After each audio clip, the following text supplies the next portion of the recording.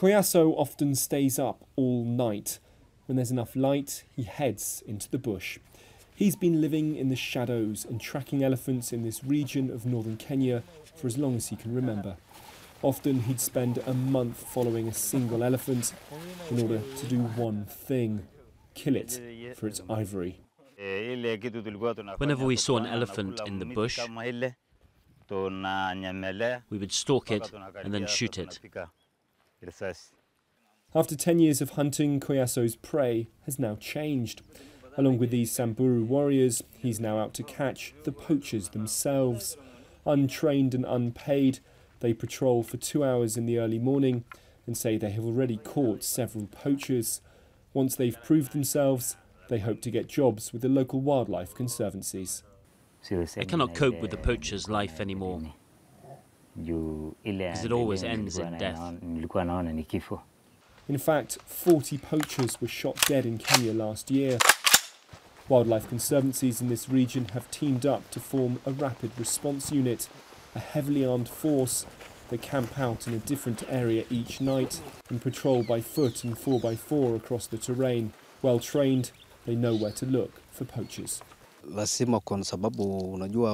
Poachers come to the riverbed because all the elephants come here to drink. Kenya's anti-poaching effort is one of the most successful in East Africa, but still 385 elephants were killed for their tusks in 2012, a dramatic increase on previous years and the highest number since the last poaching crisis in the late 1970s. And in this region, 85% of the elephants that died last year were poached, all driven, say conservationists, by the huge, insatiable demand from China. Having been through these holocausts before, I have to be optimistic that it can be turned around, and it can be turned around quickly by change in human attitude. And if we can get that amongst the buyers, if they realize the damage they're causing, it could stop.